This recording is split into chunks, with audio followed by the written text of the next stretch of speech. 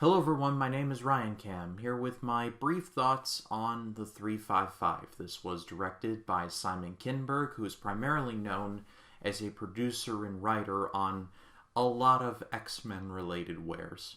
It starred Jessica Chastain, Lupita Nyong'o, Diane Kruger, Penelope Cruz, and Sebastian Stan, among others, and it tells the story of a group of spies who get together under one goal, retrieving a device which is basically an EMP on steroids. If it gets into the wrong hands, it can destabilize anything.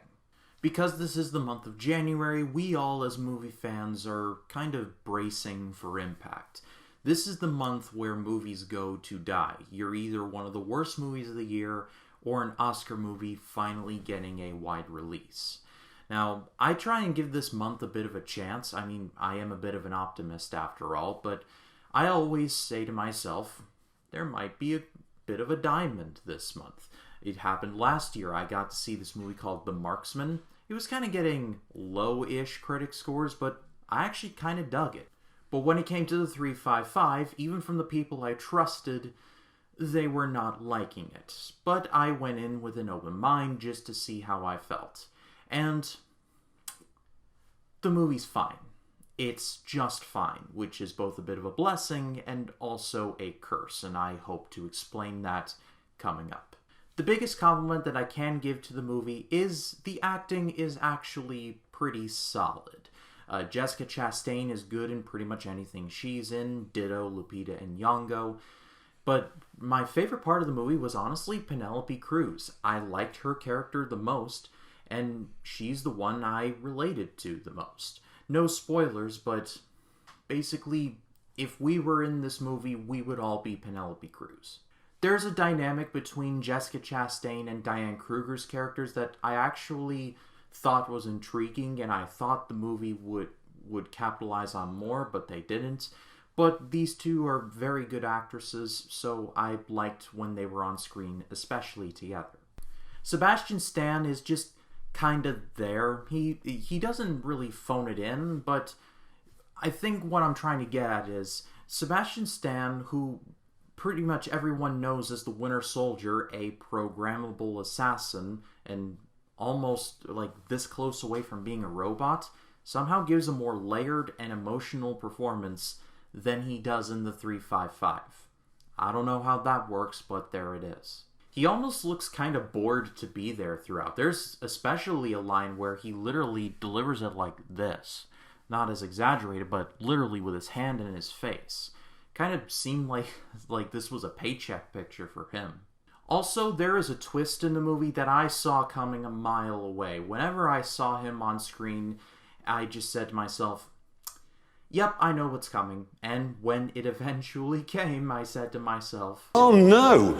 Anyway, I think that's my biggest problem with the movie. It's just painfully predictable. I had this movie figured out literally within the first 15 minutes. Which is kind of heartbreaking because I love spy movies. My favorite long-running franchise is James Bond. I love me a good spy movie. One of my more underrated movies that I saw last year was The Courier. I love me a spy movie. Unfortunately, this just kind of feels like it's about 10 or 20 years too late.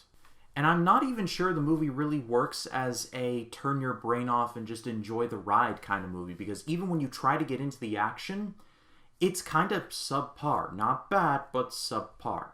A lot of the action is done with this shaky cam stuff, and I'm sorry, I thought we were past this phase in Hollywood, but apparently not. It's especially bad because I recently just rewatched Children of Men for a review coming up on the channel next Sunday, actually.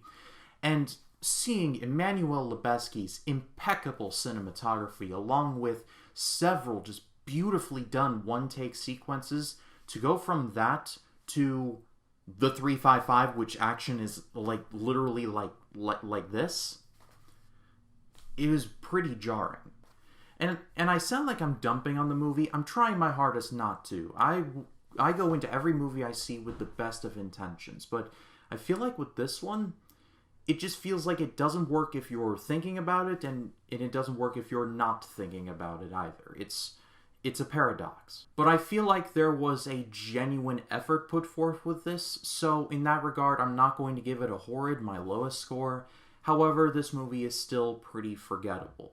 It's competent, which is the movie's biggest strength, and also its biggest weakness.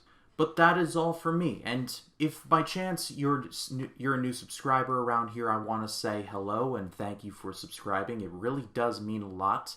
And if you've clicked on this video for the first time, I want to say that if you've enjoyed this video, I've got a lot more videos like that. So please be sure to subscribe and click the bell to allow notifications. I am by no means a subscriber beggar or an e-beggar, if that's the term. I guess I like the notion that this is going out to somebody and it is resonating to somebody. So if you found this video and you like what you see, please be sure to subscribe. I got a lot more videos coming out, so stay tuned for that. Also, if you did in fact like this video, please be sure to leave a like and also comment your thoughts on the 355 down below. I'd love to hear what you all have to say about that. My name is Ryan Cam. I'll see you in the next one.